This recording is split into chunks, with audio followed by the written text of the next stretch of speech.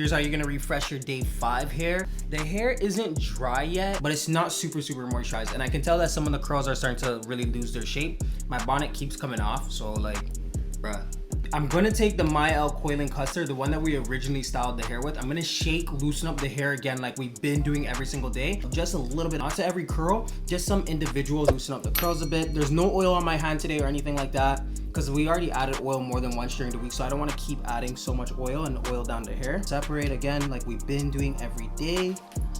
Shake. I need to get a haircut. If I had a haircut, this would just look way better. It would look a lot more fresh. Yeah, like this. Quite a bit of frizz like on that curl. Actually, it's not bad. Take the custard. Babes, how much time do I have?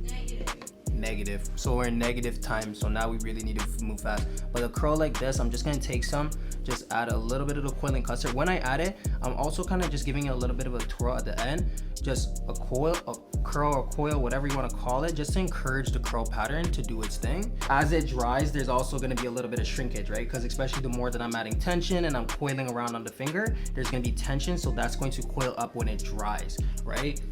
So let me see.